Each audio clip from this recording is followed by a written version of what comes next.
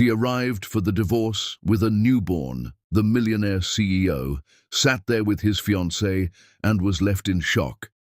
Hi, my beautiful family. Welcome back to Mr. Peter's Family, your own family story channel. Heavenly God, we bow our hearts before you today. Please place your gentle hand over every woman in this family. Give her strength when she is tired, peace when she is overwhelmed, and honor when the world forgets her value. Protect her health, calm her worries, and reward her sacrifices with comfort and respect. She carries homes on her shoulders, love in her hands, and patience in her heart. Bless her in ways words cannot express. Let no woman here ever feel alone, unseen, or unappreciated. Amen. My beautiful family, I want to speak honestly from my heart. I know some of you left early before, especially during the prayer, and for that I am truly sorry. I never wanted my words to feel heavy or slow. I only wanted to send love, healing, and respect, especially to the women who are the soul of this family. If my prayer caused you to leave, please forgive me. I am here with love, not pressure. With respect, not force. Stay with me if your heart feels peace here.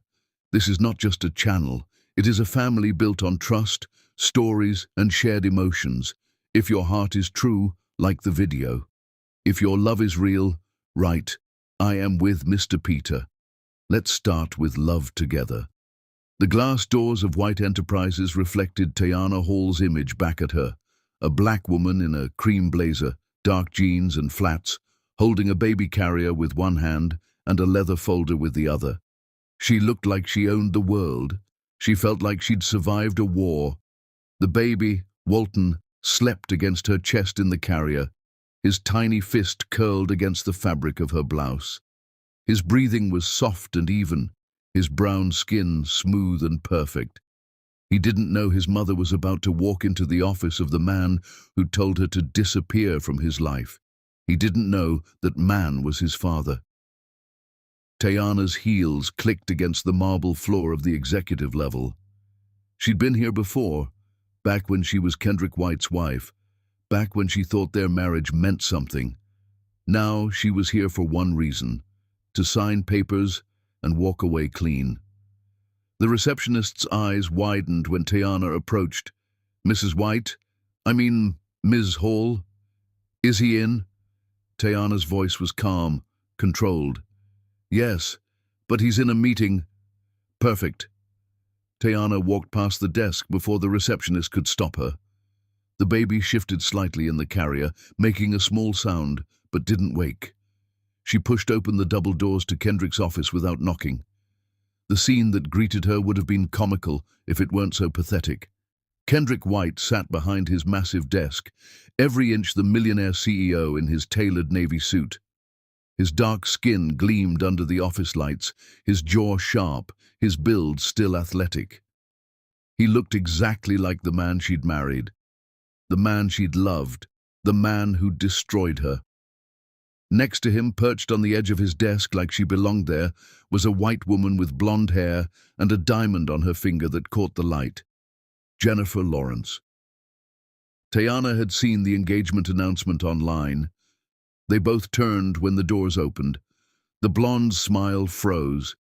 Kendrick's face went blank, then white, then something Tiana couldn't name. Tiana! His voice cracked on her name. She walked into the room like she owned it, the baby carrier rocking gently with each step. She didn't look at Jennifer. She looked at Kendrick, and her gaze was ice. I'm here to sign divorce papers. She set the leather folder on his desk, right next to where Jennifer's hand rested.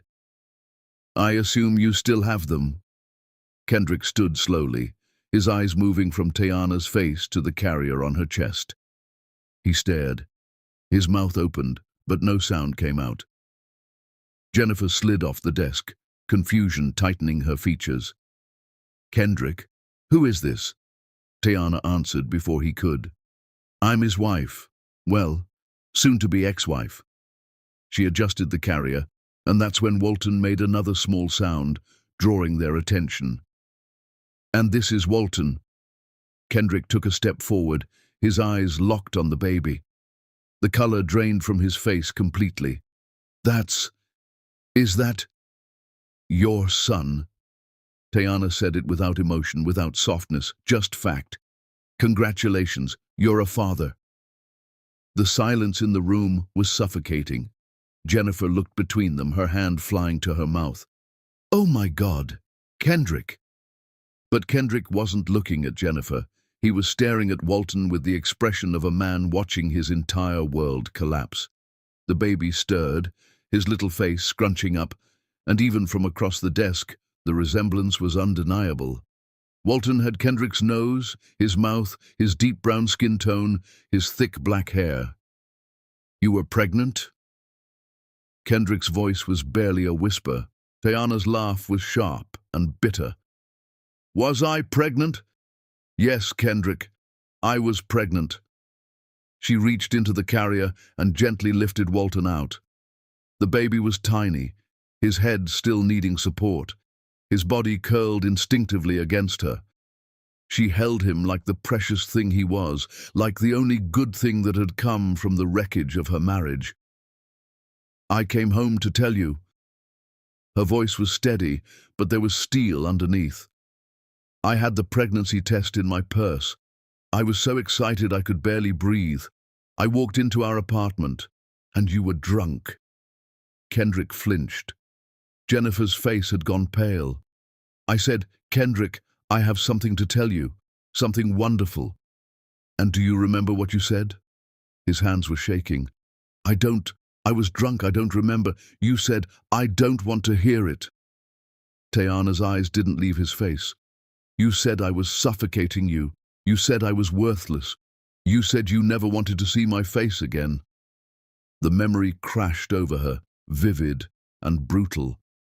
That night, the apartment they'd shared, the one that had felt like home until it felt like a prison. Kendrick had been sitting on their couch, a bottle of whiskey on the table, his eyes unfocused and angry. She'd walked in with hope and joy, and he'd looked at her like she was the enemy. Get out, he'd said, his voice slurred but vicious. Just get the fuck out of my life, Tayana. You hear me? Get out. She'd stood there, frozen, the pregnancy test in her purse feeling like it weighed 1,000 pounds. She'd wanted to tell him, wanted to make him understand, but the hate in his eyes stopped her cold. You're worthless, he'd continued, standing up, towering over her. I don't want to see you. I don't want to hear you. Get out. So she had. She'd walked out of that apartment, gotten in her car, and sat in a parking lot for hours, feeling cramping in her abdomen and terror in her heart. She'd been so scared she was losing the baby right there because of the stress, because of his words. She'd driven to an emergency clinic at midnight, alone, terrified, and they'd told her the baby was fine. But Tayana had made a decision that night. If Kendrick didn't want to see her, she'd make sure he didn't. If he thought she was worthless, she'd prove him wrong by building a life without him. And she had. Back in the present, Kendrick looked like he might be sick. I said that? I told you to get out. Yes. Tayana shifted Walton to her shoulder, and the baby nuzzled against her neck, still asleep. So I got out. I left that night. I went through the pregnancy alone. I gave birth alone. I've been raising him alone. Jennifer's voice was barely audible. Kendrick, you told her to leave when she was pregnant. He couldn't look at her. His eyes were fixed on Walton, on the baby he'd never known existed. Tayana reached for the leather folder and flipped it open. The divorce papers were there, already filled out, just waiting for signatures. She pulled a pen from her purse and signed her name with swift, decisive strokes. I'm done, she said simply. Sign the papers. I don't want your money. I don't want anything from you. Just sign, and you'll never have to see my worthless face again. The word worthless landed like a slap. Kendrick's face crumpled. Tayana, wait, please. She slid the papers across the desk toward him and carefully placed Walton back in the carrier. The baby made a small sound of protest, but settled quickly against her warmth. There's no waiting. There's no explaining. You made your choice that night. She looked at him directly, and her eyes held no forgiveness, no softness, no opening for redemption. I made mine. Kendrick moved around the desk, his hand reaching for her. I didn't know. God, Tayana, if I'd known. You didn't want to know. Her voice cut through his desperation like a blade. You told me to leave. So I left. Jennifer had backed away to the corner of the office, watching the scene unfold like it was happening to someone else. Tears streamed down her face, but neither Kendrick nor Tayana looked at her. Please, Kendrick's voice broke. Please, just give me a minute. Let me explain. Explain what? That you were drunk? That you were having a bad day? That you didn't mean it? Tayana adjusted the carrier straps on her shoulders. I sat in my car that night, bleeding slightly, terrified I was losing our baby because of your words. I went to the clinic alone at midnight. I went through morning sickness alone. I went through labor alone. I held my son for the first time and realized his father didn't even know he existed because his father told me I was worthless and to get out of his life. Every word was a hammer blow. Kendrick looked like he was being physically beaten. I have spent every day since that night making sure Walton knows he's loved, that he's wanted, that he's valuable. Everything you told me I wasn't. She turned toward the door. Tayana! Kendrick's voice was desperate now. That's my son. She stopped, but didn't turn around. Now he's your son. Where was that concern when you told me to get out? Where was that concern every single day you didn't come looking for me? I didn't know, because you didn't want to know. She walked toward the door, her spine straight, her head high. Kendrick ran after her. Wait, please.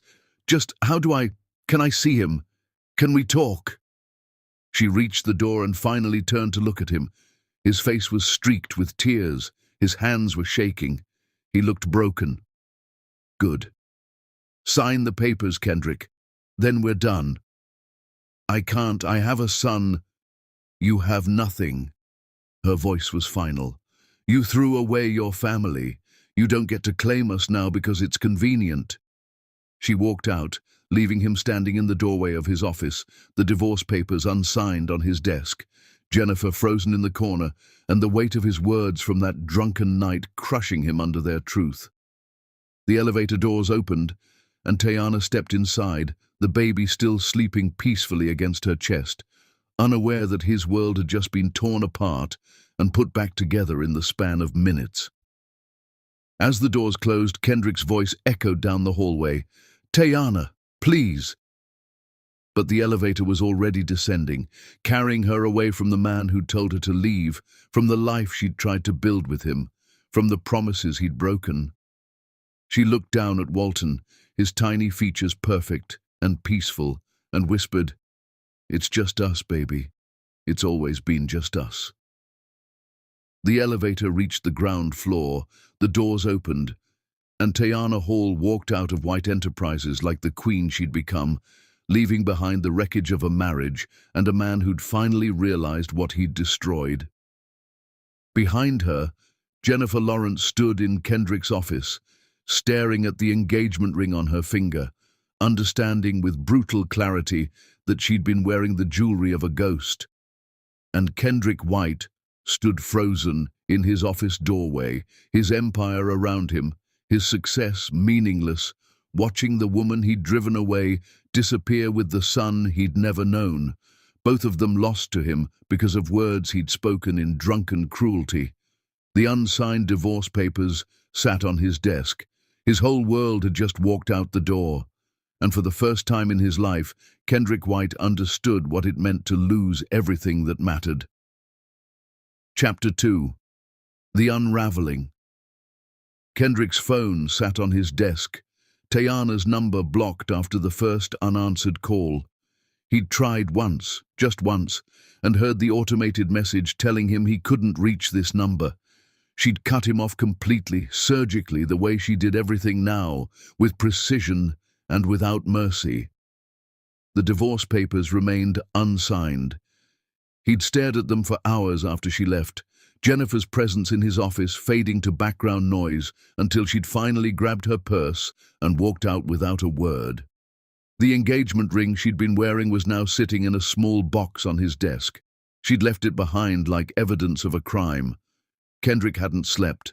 The sun was rising over the city now, painting his office in shades of gold and amber, and he was still sitting in the same chair, wearing the same suit, staring at the same empty space where Tiana had stood holding their son. Their son. The words felt foreign in his mind. He was a father. He had a child, a baby boy with his face and Tiana's strength, and he'd missed everything. Every single moment of that child's existence had happened without him. His best friend, Andre, found him there at dawn, looking like death. Man, what the hell happened? Andre closed the office door behind him. Jennifer called me last night. She was crying so hard I couldn't understand half of what she said. Kendrick's voice came out raw. I have a son. Andre froze. You have a what? A son. Tiana came here yesterday. She had a baby with her. My baby. Kendrick finally looked up, and his eyes were bloodshot. She was pregnant when I told her to leave. She was coming to tell me that night, and I... His voice broke. I told her she was worthless. I told her to get out. Andre sank into the chair across from him. Jesus Christ, Kendrick. I don't remember saying it. I was blackout drunk, but she remembers every word.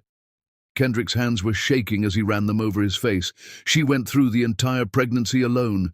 She gave birth alone. She's been raising him alone for months now. And I didn't know. I didn't know because I told her to leave and she actually did it. Where is she now? I don't know. She blocked my number. She won't see me. She came here to sign divorce papers and leave, and He gestured helplessly at the unsigned documents. I can't sign them. How can I sign them? That's my son. Andre leaned forward. You need to find her. You need to talk to her.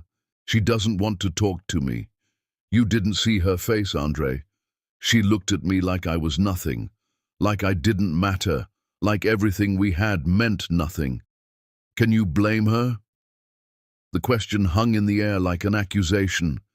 Kendrick couldn't answer it because the answer was no. He couldn't blame her for any of this. She'd loved him, and he'd destroyed that love with words he didn't even remember speaking. Andre pulled out his phone. I'm calling Rochelle. Rochelle was Tiana's best friend, had been since college. If anyone knew where Tiana was, it would be her. She won't tell you. She'll tell me enough. Andre dialed, waited. Rochelle? It's Andre. Yeah, I know it's early. Listen, I'm here with Kendrick and... He paused, listening. I know. He told me. Look, he just wants to know if she's okay, if the baby's okay. Another pause. I understand. I'm not asking you to betray her. I'm just asking if they're safe. Kendrick watched Andre's face, trying to read the conversation. Okay. Thank you. Yeah, I'll tell him. Andre hung up. She's not giving me an address, but she said Tiana and the baby are fine. They're staying somewhere safe. And she said if you try to show up unannounced anywhere, Tiana will get a restraining order. I just want to see my son. You think you deserve that right now? The question was brutal but fair.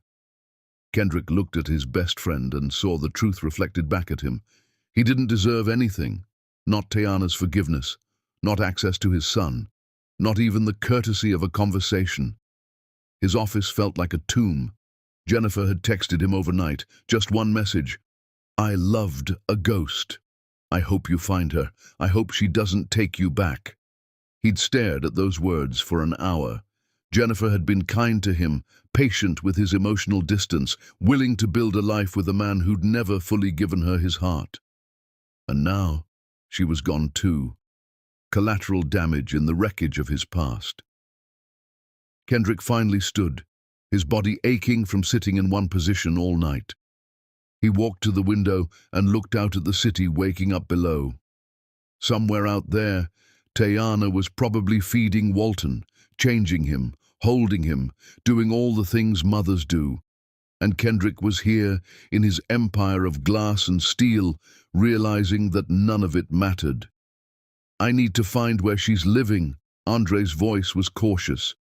"Kendrick, maybe you should give her space. She's my wife. That's my son. I need to know where they are." "She's your wife, who you told to get out of your life. She's your son, who you didn't know existed because you were too drunk to hear your wife tell you she was pregnant." Andre's voice hardened. "You don't get to demand anything from her right now. You lost that privilege." Kendrick turned to face him. "What am I supposed to do? Just let her disappear?" "She didn't disappear. You drove her away." The words hit like a physical blow. Kendrick sank back into his chair, the fight draining out of him. Andre's expression softened slightly. "Look, man, I love you. You're my brother, but you fucked up in the worst possible way. Tayana doesn't owe you anything. Not her time, not her forgiveness, not access to that baby. If you want any chance at being part of their lives, you're going to have to earn it. And that starts with respecting her boundaries." "How do I earn something when she won't even talk to me?" "That's your problem to figure out." Andre left shortly after, leaving Kendrick alone with his thoughts and his failures. Hours passed. Kendrick's phone rang with business calls, emails piled up, meetings were missed. None of it registered. He couldn't focus on anything except the image of Tayana walking into his office with their son, the way she'd looked at him with such cold dismissal, the way she'd signed those divorce papers without hesitation. She'd moved on. She'd built a life without him, and she was strong enough to keep building it with or without his involvement. That thought terrified him more than anything. Late afternoon, Kendrick made a decision. He left his office and drove to their old apartment, the one they'd shared before that night. New tenants had moved in, a young couple who looked confused when Kendrick showed up at their door, asking about forwarding addresses. "We don't have any information about previous tenants," the man said. "Sorry." Kendrick stood in the hallway outside the apartment that used to be his home, and the memories crashed over him. Tayana laughing in their kitchen.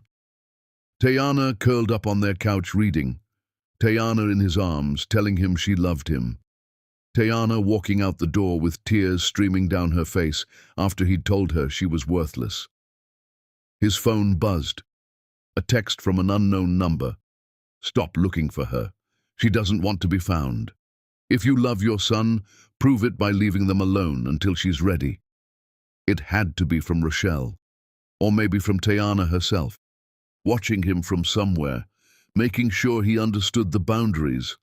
Kendrick drove aimlessly through the city as night fell. He found himself in neighborhoods he didn't recognize, passing buildings and parks and schools where his son might grow up, where Walton might take his first steps, say his first words, have his first day of kindergarten, all without Kendrick there to witness any of it. He pulled into a parking lot and sat there in the dark, his hands gripping the steering wheel. Jennifer had said she loved a ghost. She was right. Kendrick had been haunted by Tayana from the moment she'd walked out. He'd tried to move forward, tried to build something new, but his heart had never left that apartment, that night, that moment when he'd destroyed everything that mattered. And now, Tayana had walked back into his life, not to reconcile, not to forgive, but to finalize the ending he'd started. His phone lit up with a notification. Someone had tagged him in a photo online. He opened it, expecting business news or social media nonsense. Instead, it was a picture from a mutual friends page. The caption read, "Ran into this queen at the grocery store today, looking amazing as always." The photo showed Tayana smiling at the camera, Walton strapped to her chest in a carrier. She looked radiant, happy, whole. She looked like she didn't need him at all. Kendrick stared at the photo until his vision blurred. That was his family. That was everything he'd ever wanted, and he'd thrown it away because he'd been too drunk, too angry, too damaged to recognize what he had when it was standing right in front of him. The sun had fully set now. The city lights sparkled around him like false promises. Kendrick sat in his car in that empty parking lot and finally let himself break. He cried for the first time since childhood, huge gasping sobs that shook his entire body. He cried for Tayana, for the pain he'd caused her. He cried for Walton, for the months he'd missed. He cried for himself, for the man he'd become, for the father he'd never gotten to be. And when the tears finally stopped, when he sat there empty and exhausted in the dark, one thought crystallized in his mind with absolute clarity. Tayana didn't need him.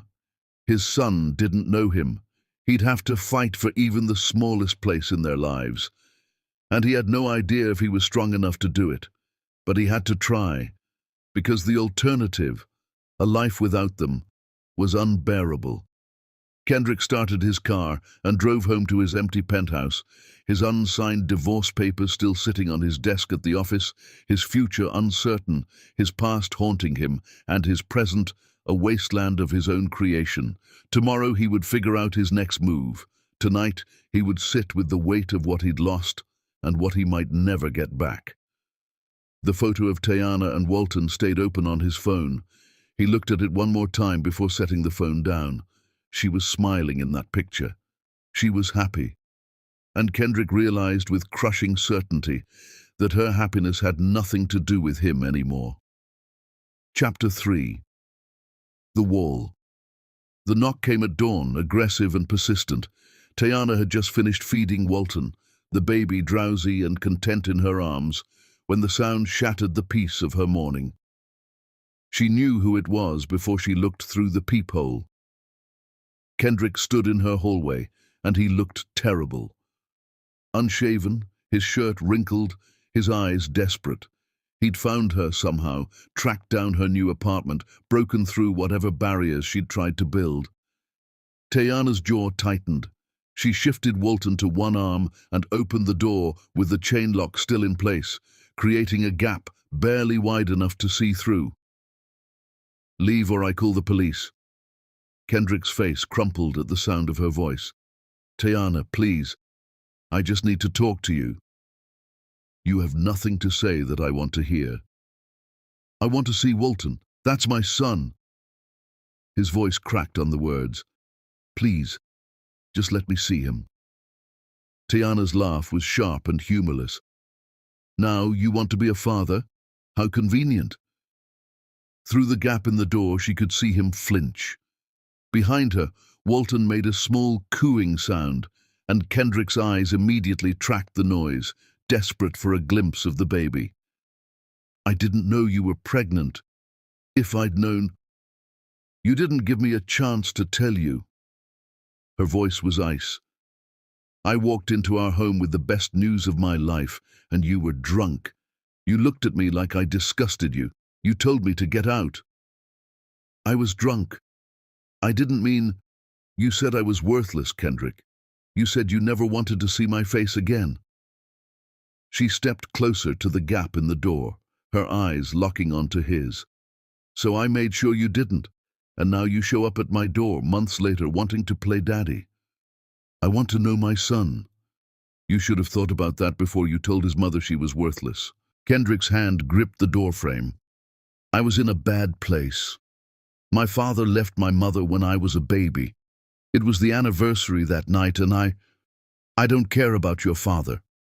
Tayana's voice cut through his explanation like a blade. "I don't care about your trauma. I don't care about your reasons. You destroyed me that night, and I had to rebuild myself while carrying your child." She adjusted Walton in her arms, and through the gap, Kendrick caught a glimpse of the baby's face. His breath hitched. "He has my eyes. He has your everything. And you'll never know him because you threw us away." Doors were opening up and down the hallway. Neighbors were starting to peer out, curious about the commotion. An elderly woman from across the hall stepped into view, her phone in hand. Everything okay, honey? She called to Tayana. It's fine, Mrs. Chen. Just an unwanted visitor who's about to leave. Kendrick looked around at the gathering audience and then back at Tayana. I'm not leaving until we talk. Then I'm calling the police. She moved to close the door, but his voice stopped her.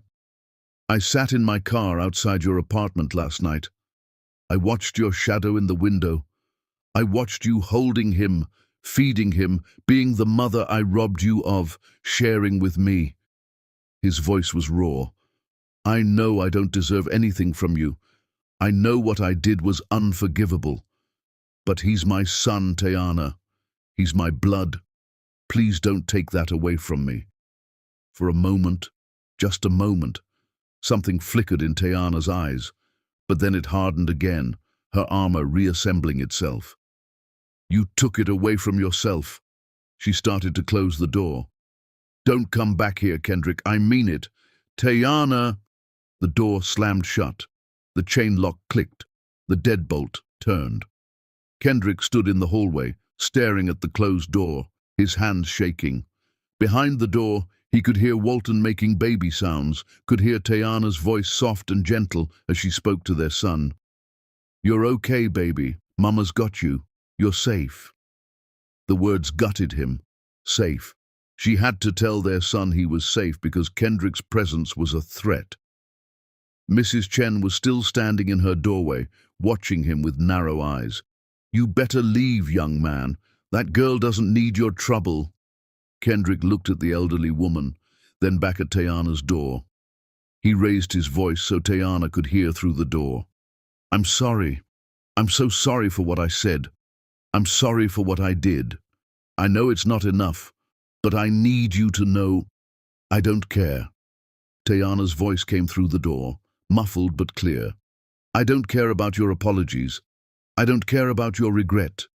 You had a wife who loved you, and you destroyed her.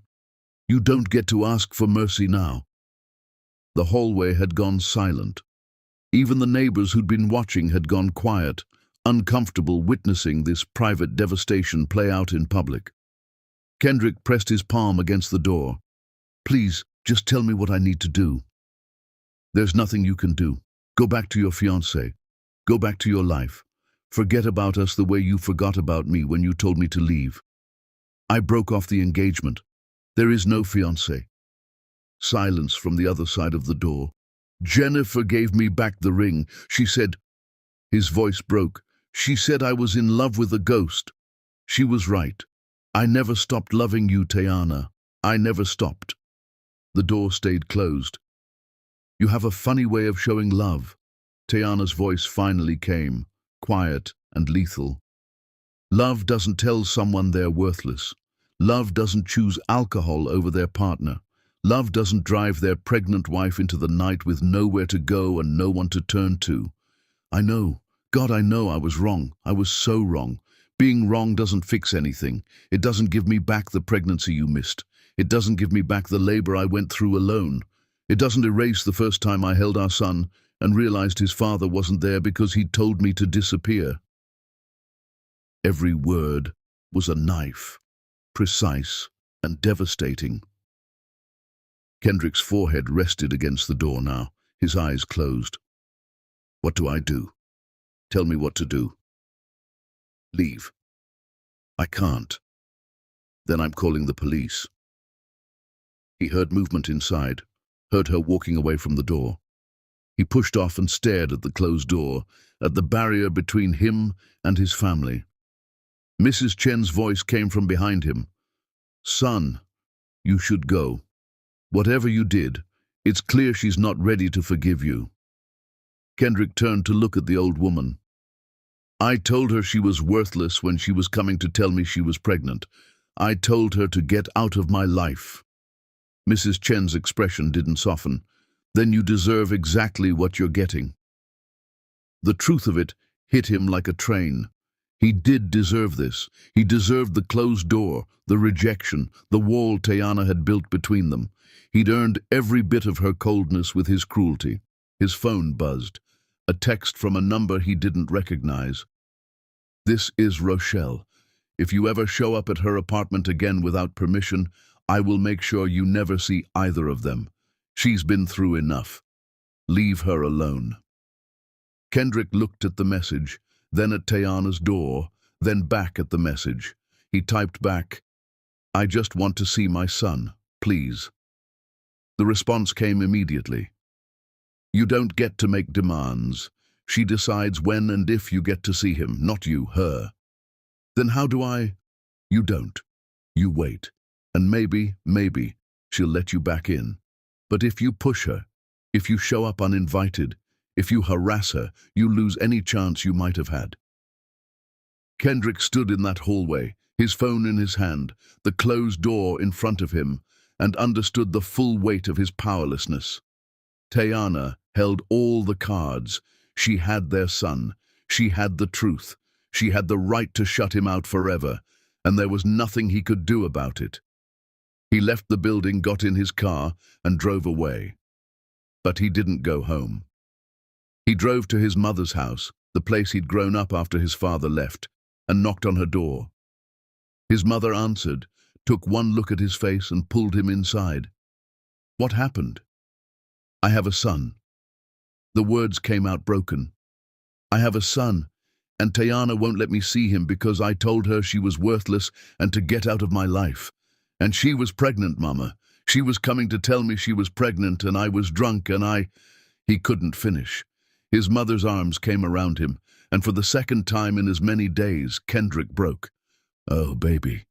His mother's voice was soft but devastated. "Oh, Kendrick, what did you do?" "I became him." The realization hit like a wrecking ball. "I became Dad. I did to Tayana exactly what he did to you."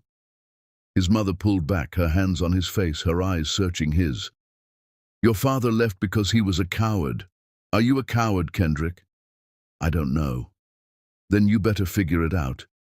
Because that woman, that strong, beautiful woman you married, she doesn't need a coward. She needs a man who will fight for his family. Not with words, not with excuses, with action.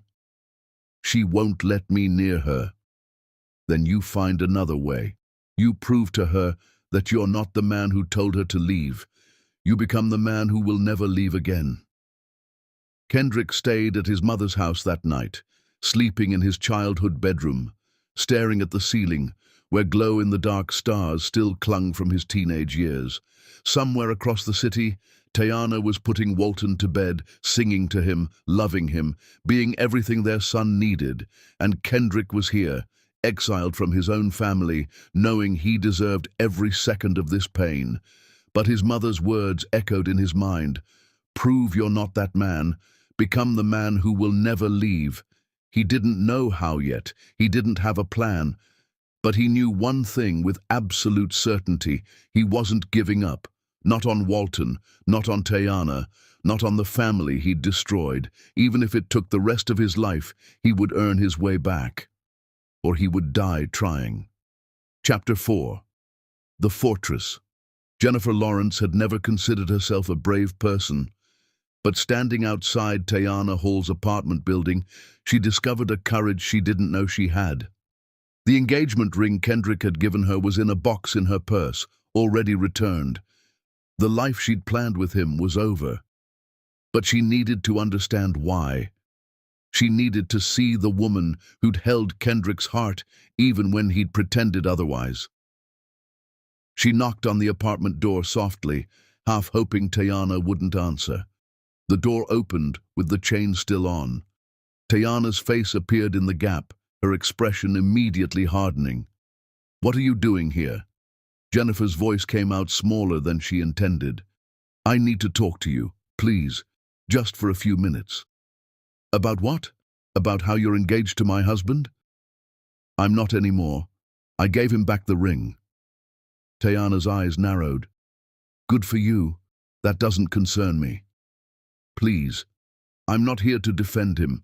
I'm not here to ask anything from you. I need to understand what I lost, what I never really had."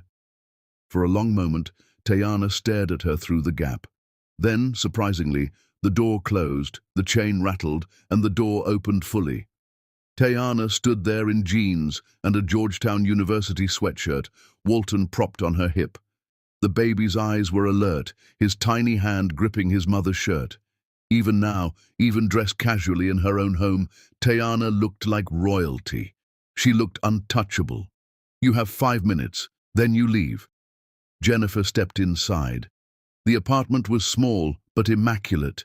Baby things were organized neatly. A bouncer in the corner, bottles drying on the counter, a basket of tiny clothes folded with military precision. Photos lined a shelf above the couch. Tayana pregnant, glowing. Tayana in a hospital bed holding a newborn Walton, exhausted but smiling. Walton at various stages of his short life. Kendrick wasn't in any of them. "Sit." Tayana gestured to the couch but remained standing herself, Walton still on her hip. The power dynamic was clear. This was her domain, her space, her rules. Jennifer sat. "Thank you for letting me in." "I'm not letting you in. I'm allowing you to speak. There's a difference."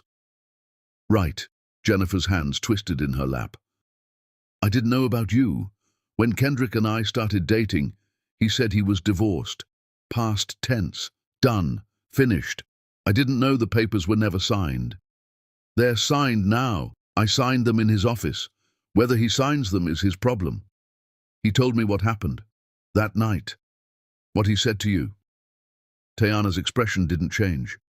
"And you're here to tell me he didn't mean it? That he was drunk? That I should forgive him?" "No." Jennifer looked up, meeting Tayana's eyes. "I'm here because I spent a year with a man who I thought loved me, and I just found out he was in love with someone else the entire time.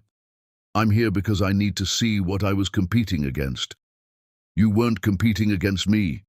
You were competing against his guilt." The words landed with brutal accuracy. Jennifer felt something crack inside her chest. Tayana shifted Walton to her other hip. The baby made a soft cooing sound, and she automatically adjusted him, her movements practiced and fluid. "Kendrick proposed to you because he thought he could replace me. He thought if he found someone new, someone different, he could forget what he did. But you can't forget destroying someone you loved. It follows you." "He talked about you sometimes," Jennifer admitted. "He'd mention things, your favorite restaurant, a song you used to sing, the way you organized groceries. He'd catch himself and apologize, but I always knew. There was someone before me who mattered more. That person doesn't exist anymore." Tayana's voice was flat. "The woman Kendrick married died the night he told her she was worthless. I'm what came after."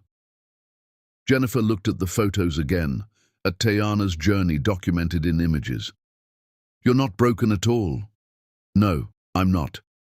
"You're terrifying." Tayana's lips curved into something that wasn't quite a smile. "I had to be. I was pregnant, alone, with no money and nowhere to go. Terror wasn't an option. Strength was the only choice." "How did you do it?" "I stopped loving him." The words were simple, factual. "The night he told me to leave, I made a choice. I could let his words destroy me, or I could prove him wrong. I chose to prove him wrong." Walton started to fuss, and Tayana automatically began bouncing slightly, a rhythm that seemed to come naturally. The baby settled immediately, his eyes starting to droop. "He's beautiful," Jennifer said softly. "He is." Tayana looked down at her son, and for the first time, her expression softened. "He's everything good in the world. Everything Kendrick could have had if he hadn't been so determined to destroy what we built." "Do you still love him?" The question hung in the air. Tayana's eyes lifted, meeting Jennifer's again, and the softness vanished. "That's not relevant." "It's completely relevant, because if you don't love him, then Kendrick is chasing something that's already dead. But if you do—" "If I do, it doesn't matter." Tayana's voice sharpened. "Love isn't enough. Love didn't stop him from choosing whiskey over me. Love didn't make him apologize the next morning. Love didn't bring him looking for me when I left. Love is a feeling, Jennifer. Action is what matters. He's trying. He's panicking. There's a difference. Tayana walked to the window, still holding Walton. He showed up here yesterday, begging to see his son. Where was that urgency when I was 6 months pregnant and couldn't afford prenatal vitamins? Where was that desperation when I went into labor alone? Where was he when I brought Walton home from the hospital by myself, terrified I wouldn't know what to do? Jennifer had no answer. He's not trying to be a father, Tayana continued. He's trying to absolve his guilt, and I'm not here to make him feel better about himself. What are you here for? Tayana looked down at Walton, who was now fully asleep against her shoulder. To raise my son, to build a life where he never questions his worth, to make sure he grows up knowing that his mother fought for him when his father walked away. Kendrick didn't walk away. He didn't know. He told me to leave. Tayana interrupted, her voice sharp. When you tell someone to get out of your life, you don't get to be surprised when they actually do it. Jennifer stood, understanding with perfect clarity that her time was up. I'm sorry he hurt you. I'm sorry he used me to try to forget you. I'm sorry for showing up here. Don't apologize to me. You didn't do anything wrong. Tayana's expression was neutral again, controlled. You fell in love with a man who wasn't available. That's not your fault. It's his. At the door, Jennifer turned back. For what it's worth, I think he really does love you. I think he always has. Love without respect is worthless. Tayana opened the door, a clear dismissal. And he lost my respect the night he called me worthless. Jennifer stepped into the hallway. The door closed behind her with quiet finality.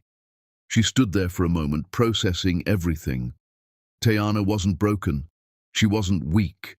She wasn't waiting for Kendrick to save her or complete her or make her whole. She was already whole, already strong, already built a life that didn't need him in it. And that, Jennifer realized, was why Kendrick would never stop loving her. Tayana didn't need him. And Kendrick had spent his entire relationship with Jennifer trying to find someone who did. Inside the apartment, Tayana laid Walton down in his crib and stood watching him sleep. Her friend Rochelle had been texting, asking how she was holding up, offering to come over. Tayana texted back, Jennifer came by. What? Are you okay? I'm fine. She's not the enemy. She's just another casualty. And Kendrick? Tayana stared at her phone for a long time before responding. He's nothing. But the lie tasted bitter even as she typed it. The truth was more complicated. The truth was that she saw Kendrick every time she looked at Walton. The truth was that she remembered what it felt like to love him, to trust him, to believe in forever with him. The truth was that his words still echoed in her mind late at night when she was alone. You're worthless. Get out. The truth was that loving him and hating him existed simultaneously in her heart, and she didn't know how to reconcile those feelings, but she'd learned something in the month since she'd left. She didn't need to reconcile them. She could hold both truths at once. She could love the man he'd been and hate the man he'd become. She could remember their past and refuse to let it dictate her future. She could survive without him. She had survived without him, and that was power Kendrick could never take away. Rochelle's next text came through. Do you think you'll ever let him see Walton? Tayana looked at her sleeping son, at the tiny life she'd built from nothing, at the miracle that had come from devastation. She typed, maybe, someday, if he proves he's worthy, but that day isn't today. What would make him worthy? Tayana didn't answer. She didn't know. She wasn't sure anything could erase the damage he'd done. But she also knew that Walton deserved a father, not the drunk man who'd told her to leave, not the panicked man who'd showed up begging at her door. A real father, a present father, a father who chose his son every single day. She didn't know if Kendrick could become that man, but she knew she wouldn't give him the chance to prove it until she was absolutely certain he wouldn't hurt Walton the way he'd hurt her. Her phone buzzed again, a text from an unknown number. "This is Kendrick. I know you don't want to hear from me. I know I have no right to ask for anything. But I'm begging you, please let me see him. Once, just once, let me hold my son." Tayana stared at the message.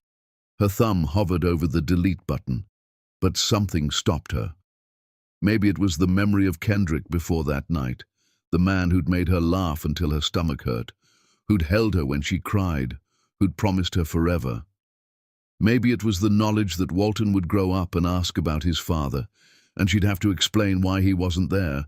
Maybe it was just exhaustion, bone-deep weariness of carrying all this anger alone.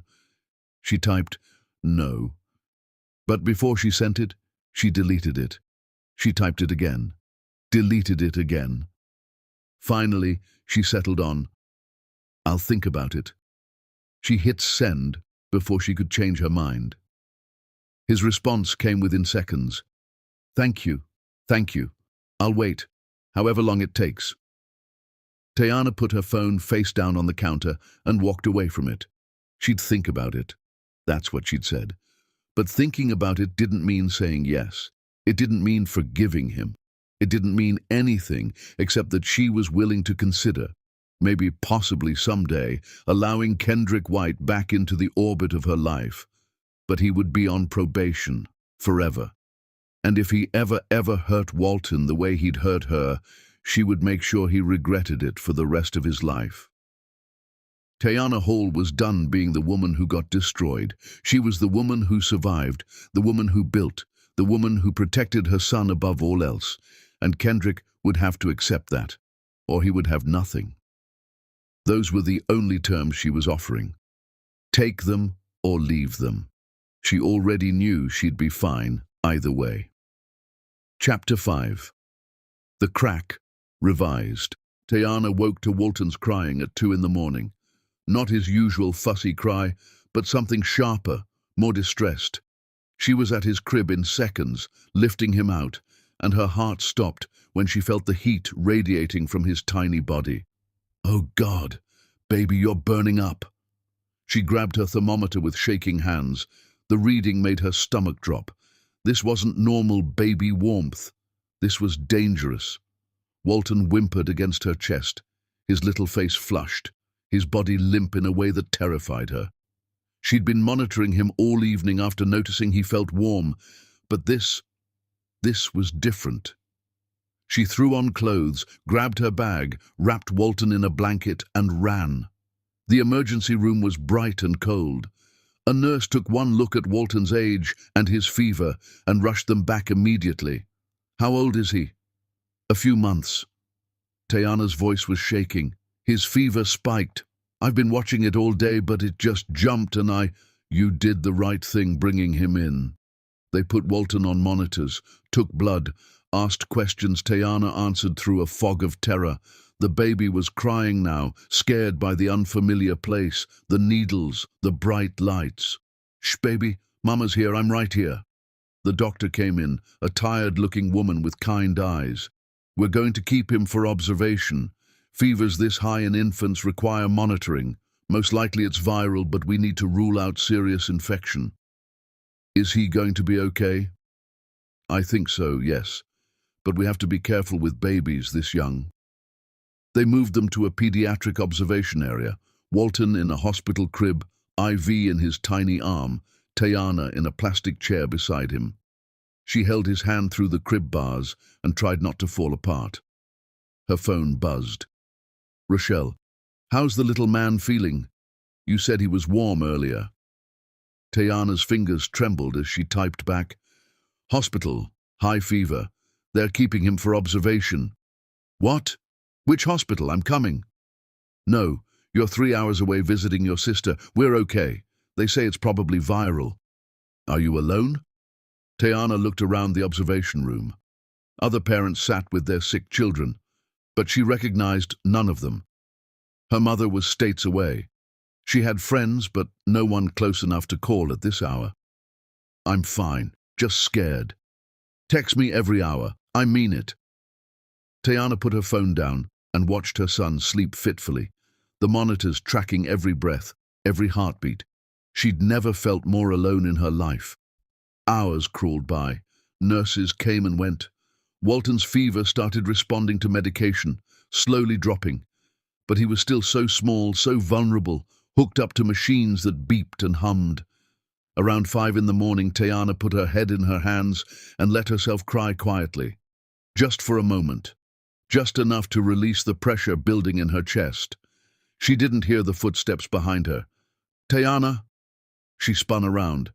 Kendrick stood in the doorway of the observation room, his hair disheveled, his eyes wild with panic. "What are you doing here? Is he okay? Where is he?" Kendrick's eyes found the crib, found Walton with the IV, and his face went white. "Oh my God. How did you even know we were here? I drove by your apartment. I couldn't sleep and I know it sounds crazy, but I sometimes drive by just to see if your lights are on, just to know you're both okay." He looked ashamed, admitting it. "Your car wasn't there. It's 5 in the morning. I got scared. I called every hospital in the area until I found you." Tayana wanted to be angry, wanted to tell him he was stalking her, that this was inappropriate, that he had no right to be here. But she was so tired, so scared, so alone. "High fever," she heard herself say. "They're monitoring him for infection." Kendrick moved toward the crib like he was in a trance. "Can I? Don't touch anything." He stopped, his hands hovering, wanting to reach for his son but respecting her boundary. "What did the doctors say?" "Probably viral. They're running tests." Her voice cracked. "He's so little, Kendrick. He's so little and he's hooked up to all these machines, and I don't know what to do." "You're doing everything right. You got him here. You're with him." "I've been here for hours by myself." The words hung between them, an accusation and a truth. She'd done everything alone. The pregnancy, the birth, the sleepless nights, and now this. Kendrick's jaw tightened. "I'm here now. You don't get to be here. This isn't your place. He's my son." "Now he's your son? Where was that concern when I was pregnant and terrified? Where was it when he was born and I had no one to call?" "I didn't know, because you told me to get out." Her voice rose, and a nurse looked over with concern. Tayana lowered her voice, aware they were in a hospital, aware other sick children were sleeping nearby. "You need to leave. Tayana, please." "I said leave." But even as she said it, Walton stirred in the crib and made a small, distressed sound. Both of them immediately looked at the baby.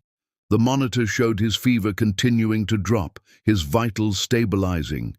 Kendrick pulled a chair over, not next to Tayana, but close enough to see Walton clearly.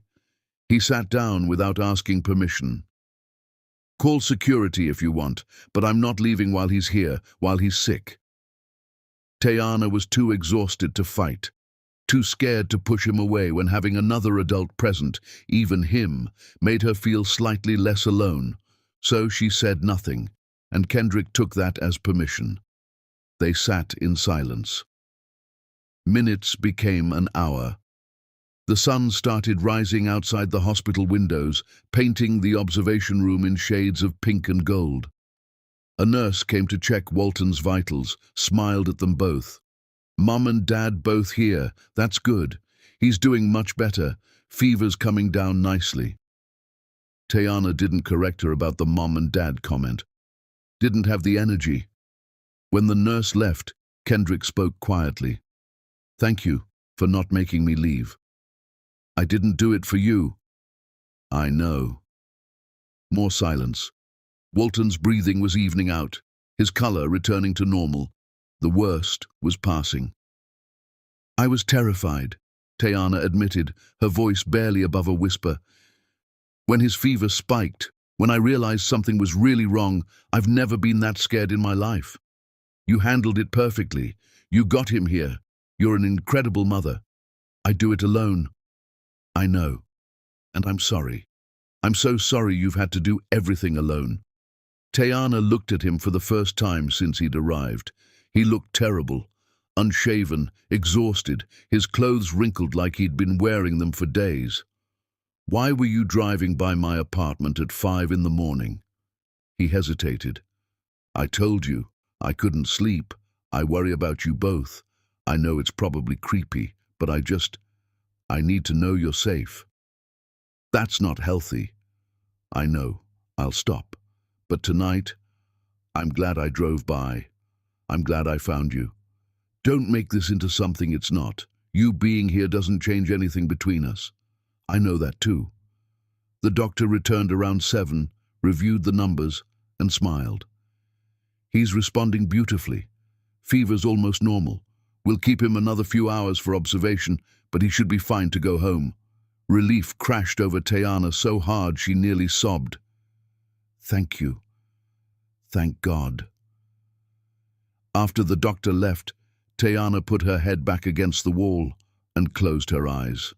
She hadn't slept, hadn't eaten, had been running on pure adrenaline and terror.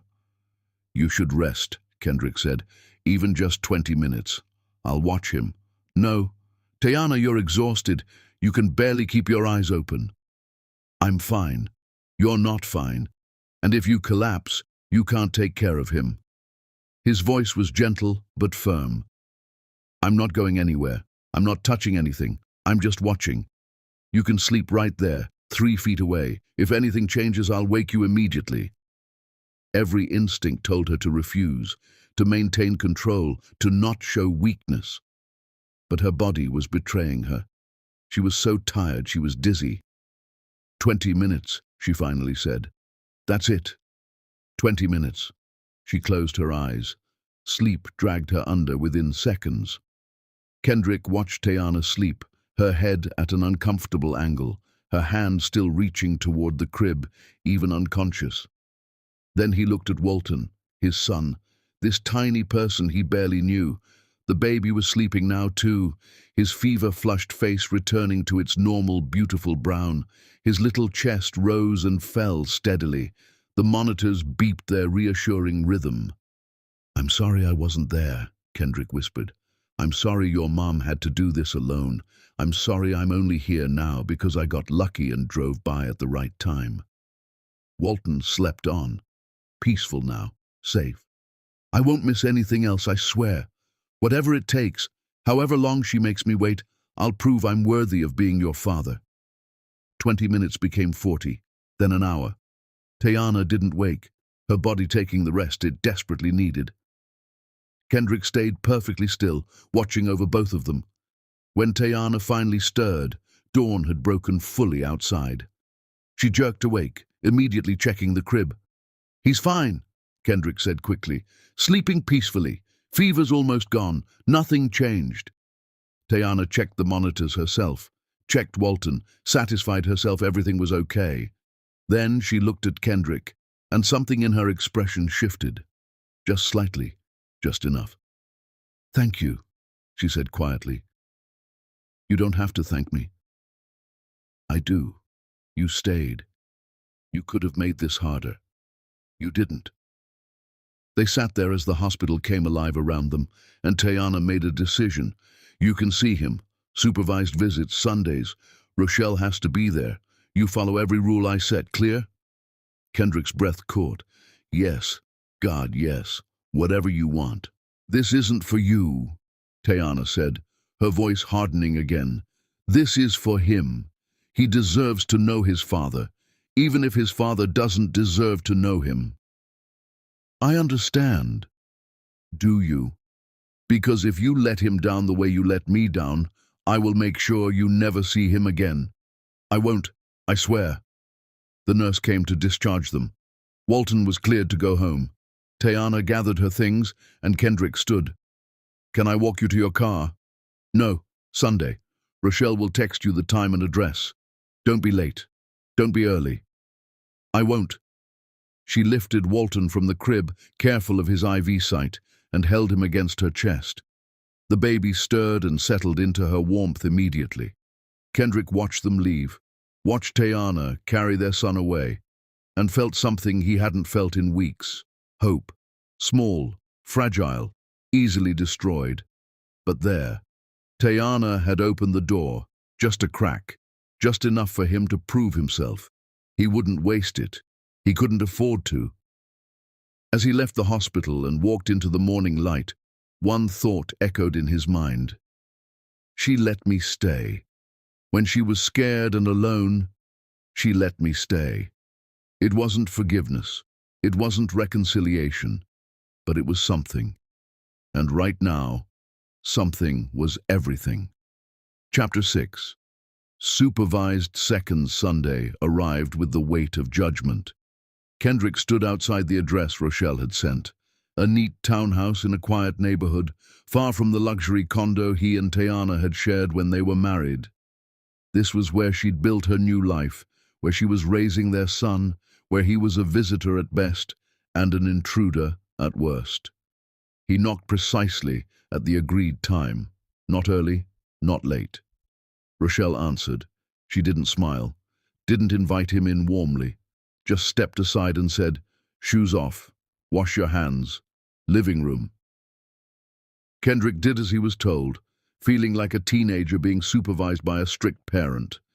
He followed Rochelle into a living room where Tayana sat on the couch, Walton in her arms.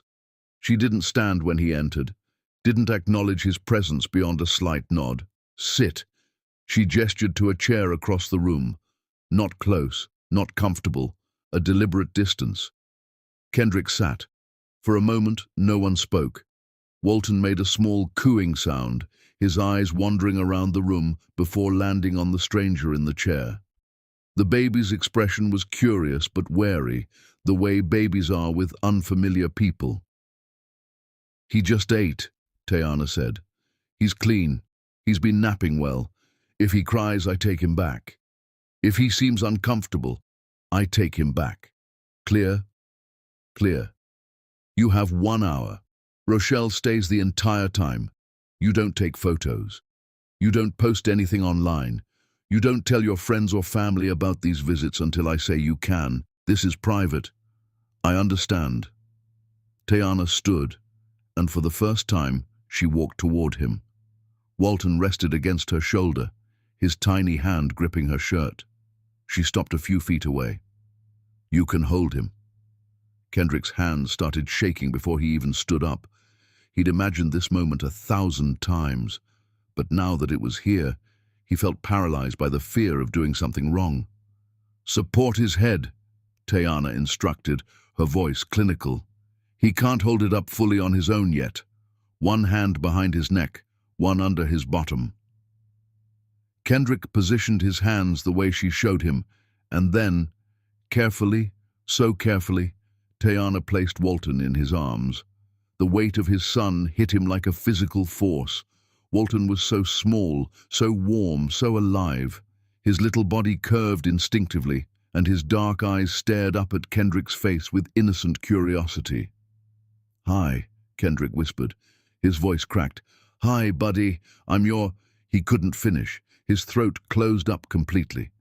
Walton made a small sound, his face scrunching up, and then he started to cry. Not a full wail, but a distressed whimper that grew louder. Tayana immediately stepped forward. "Give him back!" "No, wait, please, Kendrick, give him back." Kendrick handed Walton back, his arms feeling empty the moment his son left them. Tayana cradled the baby against her chest, murmuring soft sounds, and Walton settled immediately. "He doesn't know you," she said flatly. "You're a stranger to him." The words cut deeper than any blade. Kendrick sat back down, his head in his hands. "I'm sorry. I'm so sorry. Don't apologize to me. You can't apologize your way through this." Rochelle, who'd been standing in the corner silently, spoke up. "Maybe that's enough for today." "No."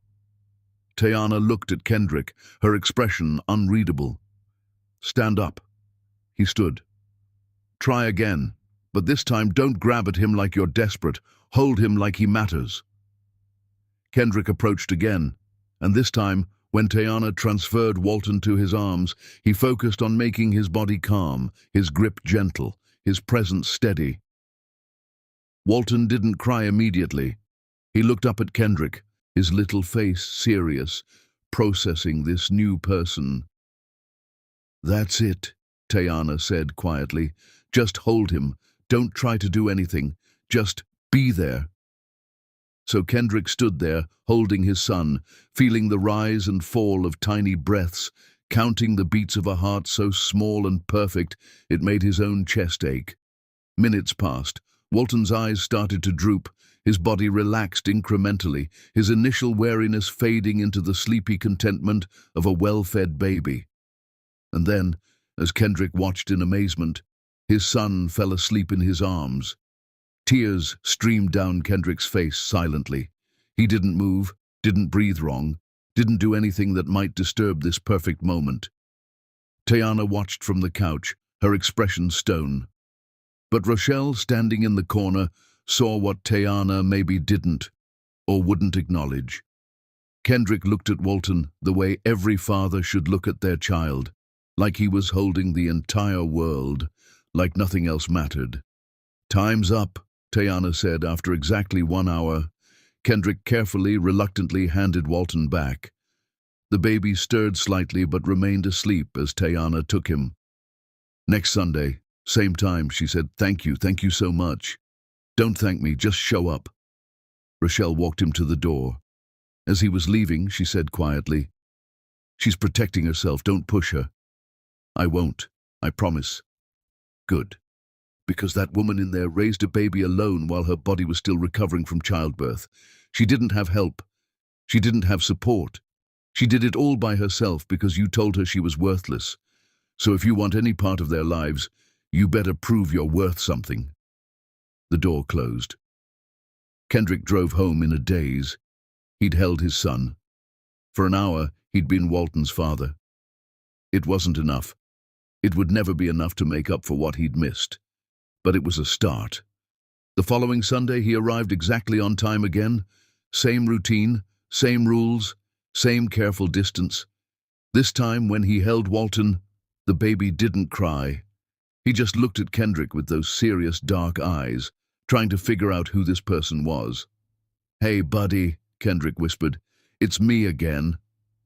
Walton made a small sound, not crying, just vocalizing, the way babies do when they're content. Tayana watched from her position on the couch. Her face gave nothing away. But she didn't take Walton back early. She let the full hour pass. This became the pattern. Every Sunday, exactly on time, Kendrick would arrive. Every Sunday, Tayana would hand him their son with the same clinical instructions. Every Sunday, Rochelle would stand guard in the corner. And every Sunday, Kendrick fell more in love with the tiny person he'd never known existed. On the fourth visit, Walton smiled at him. A real smile, not gas or a reflex, but a genuine expression of infant joy. Kendrick nearly sobbed. He smiled. "Did you see that? He smiled at me." Tayana's voice was cold. "Babies smile at everyone. It doesn't mean anything." But Rochelle caught Tayana's face in that moment, saw the flicker of something, fear maybe, or recognition, that Kendrick was becoming real to Walton, that their son was bonding with his father. On the sixth visit, Kendrick made a mistake. He showed up 5 minutes early, too eager, too desperate. Tayana answered the door, but didn't let him in. "You're early. Just by a few minutes. Rules are rules. Come back at the right time." She closed the door. Kendrick stood in the hallway for 5 minutes, watching the seconds tick by on his phone, before knocking again at exactly the agreed time. Tayana answered. "Next time you're early, you don't get in at all. Clear? Crystal." Inside, after she'd handed Walton over, Rochelle whispered to Tayana, "You're being pretty harsh." "Good. He needs to understand boundaries." "He does understand. Look at him." Tayana looked. Kendrick was sitting in the chair, Walton asleep on his chest, and he was staring at their son with such naked adoration it was almost painful to witness. "That doesn't erase what he did," Tayana said quietly. "No, but it means he's trying. Trying isn't enough." But even as she said it, Tayana knew something was shifting. Walton was getting used to Kendrick. Their son reached for him now when Kendrick arrived, made happy sounds when he heard Kendrick's voice, and Tayana was terrified. Because bonding meant attachment. Attachment meant vulnerability. Vulnerability meant the possibility of pain. And she wouldn't let Kendrick hurt Walton the way he'd hurt her. After Kendrick left that Sunday, she stood in her living room holding Walton, looking at the chair where Kendrick had sat. Rochelle put a hand on her shoulder. "You okay? He's getting too comfortable." "Isn't that the point? What if he leaves again? What if he decides this is too hard and walks away? Then you'll handle it." "But Tayana, look at him. Really look. That man is not walking away." "You don't know that." "I do. Because I've seen men who don't care about their kids. I've seen deadbeat dads who skip visits and forget birthdays. That's not Kendrick. He's here every Sunday, exactly on time, following every rule you set, looking at Walton like he's the second coming of Christ." Tayana said nothing. "You're not protecting Walton by keeping Kendrick at arm's length forever," Rochelle continued gently. "You're protecting yourself, and that's okay. You have every right to protect yourself, but don't confuse the two." After Rochelle left, Tayana sat alone with Walton, watching her son sleep, and whispered, "Your daddy hurt me so badly, baby. I don't know how to trust him again. I don't know if I even want to." Walton slept on, innocent and oblivious to his mother's turmoil, and Tayana made a decision. She would keep the supervised visits. She would allow Kendrick to build a relationship with Walton, but she would never, ever give him the power to hurt her again. Her heart was permanently off limits, even if part of her still remembered what it was like to love him. Chapter 7. The lesson revised. The supervised visits had become routine. Every Sunday, exactly on time, Kendrick arrived. Every Sunday, Tayana handed him Walton with clinical precision. Every Sunday, Rochelle stood guard. But this Sunday felt different. Kendrick arrived as always, but when Tayana opened the door, she didn't step aside immediately. She stood in the doorway, studying his face. "Come in, sit." Something in her tone made Kendrick nervous. He followed her into the living room, where Walton was playing with soft blocks on the floor. Rochelle was there, as always, but she looked tense. "We need to talk," Tayana said, "before you see him today." "Okay." Tayana remained standing while Kendrick sat. Power dynamic established clearly. "Tell me about your father." Kendrick's face went pale. "What?" "Your father. The one who abandoned you. Tell me about him." "Why?" "Because I'm asking. And if you want to keep these visits, you answer my questions." Kendrick looked at Walton, then back at Tayana. "What do you want to know?" "When did he leave?" "I was a baby, just a few months old." "Why did he leave?" "He got drunk on my mother's birthday, told her she'd ruined his life, told her I'd ruined his life, and he walked out. We never saw him again." Tayana's expression didn't change. "And the night you told me to leave, what date was that?" Kendrick's hands gripped his knees. "How did you know?" "Answer the question." "It was the anniversary, the same day. 28 years exactly." His voice dropped. "I didn't realize it consciously at the time. But yeah, same day my father left my mother. So you became him." The accusation hung in the air like smoke. "Yes," Kendrick said quietly. "I became exactly what I was terrified of becoming." Tayana crossed her arms. "And you think that explains it? You think knowing you have daddy issues makes what you did to me acceptable?" "No! God, no! I'm not making excuses." "Then what are you doing?" "I'm trying to help you understand why." "I don't care why." Her voice cut through his explanation like glass. You had a traumatic childhood. That's terrible. I'm sorry that happened to you, but Kendrick, it doesn't excuse what you did to me. I know that. Do you? Because it sounds like you're trying to get sympathy. Like if I just understand your pain, I'll forgive yours. That's not what I'm doing. Then what are you doing? Standing here telling me about your absent father like it's supposed to make me feel better about you becoming him? Kendrick stood, his frustration finally breaking through. I'm trying to be honest with you.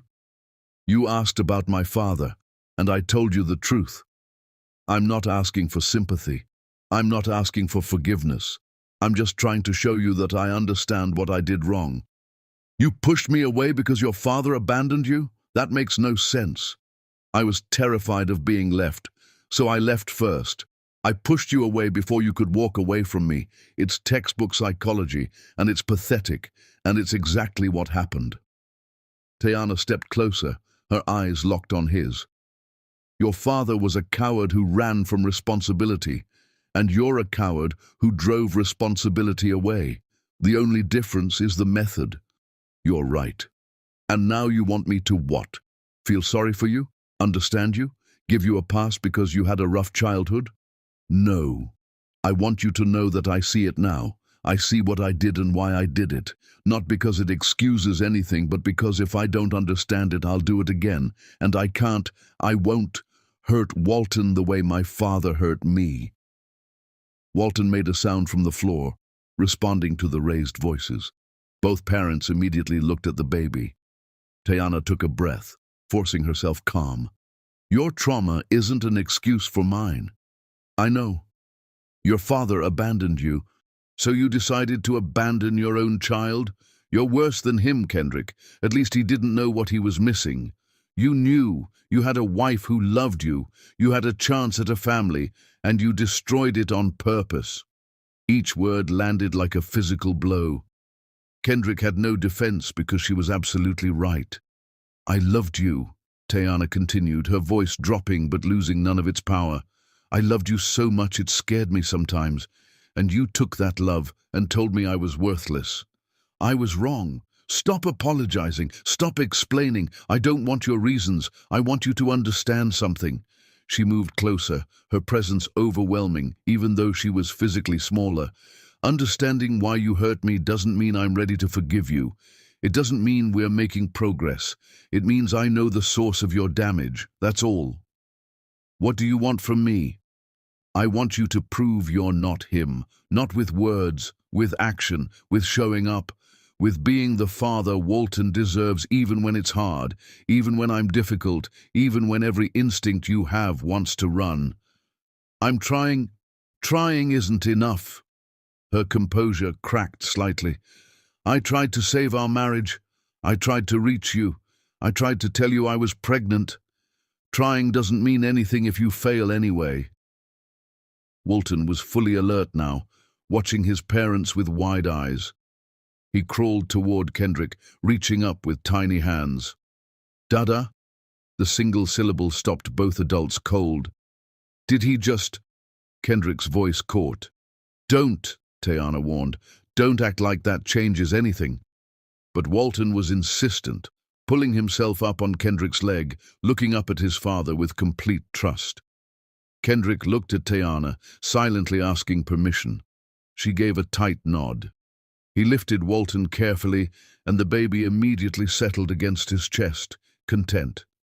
He wants you, Tayana said flatly. Don't make him regret it. I won't. You say that now. What about when he's 2 and throwing tantrums? When he's sick at 3 in the morning? When he needs you and it's inconvenient? I'll be there. For how long? Until it gets too hard. Until your fear kicks in and you push him away like you pushed me. No, I'm not running. I'm not leaving. Even when you're angry, especially when you're angry. I'm here. Forever is a long time, Kendrick. You couldn't handle 3 years of marriage. The truth of it hung between them. Tayana watched Kendrick hold their son, watched Walton grip his father's shirt with tiny fists, and felt her control slipping. Walton loved him. Her son had bonded with the man who'd destroyed her. He's getting too comfortable with you, she said quietly. Isn't that the point? What if you leave? What if you decide this is too hard and you walk away? He'll be devastated. I'm not walking away. You don't know that. Kendrick looked at her directly. My father left because he was weak. I pushed you away because I was terrified. But I'm not leaving Walton. Not ever. You want me to prove I'm different from my father? I'll prove it. Every single day, for the rest of my life. Words, Tayana said. Just words. Then watch my actions. That's all I'm asking. Don't believe what I say. Believe what I do. Rochelle, who'd been silent in the corner, finally spoke. Tayana, can I talk to you? Kitchen. Tayana followed Rochelle into the kitchen, leaving Kendrick in the living room with Walton. He's trying, Rochelle said quietly. So? So maybe you need to let him actually prove himself instead of assuming he'll fail. I'm protecting Walton. Are you? Or are you protecting yourself? The question hung there. Tayana had no answer. When they returned to the living room, Walton had fallen asleep in Kendrick's arms. The sight of it, her baby peaceful against his father's chest, made something twist painfully in Tayana's heart. Time's up, she said, even though it wasn't. Kendrick handed Walton back without argument. The baby stirred, but didn't wake. At the door, Kendrick turned. I know you don't believe me. I know you think I'm going to fail, but Tayana, I see what I did. I see how I became my father, and I'm not being him anymore. Not to you, not to Walton, never again. Then prove it. I will.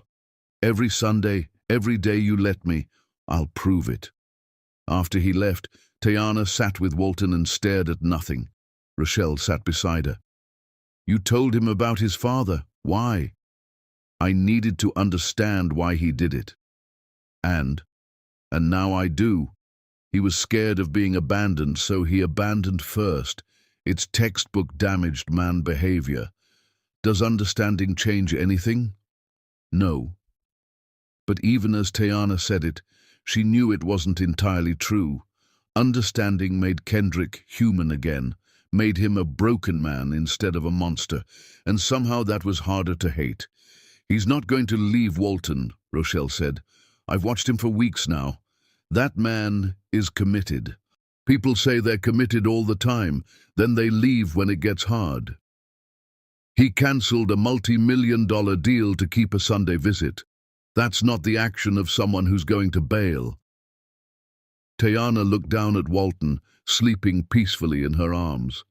His first word was Dada, not Mama, Dada, for the man who wasn't there. Because you let him be there now. That's your choice, Tayana. You opened that door.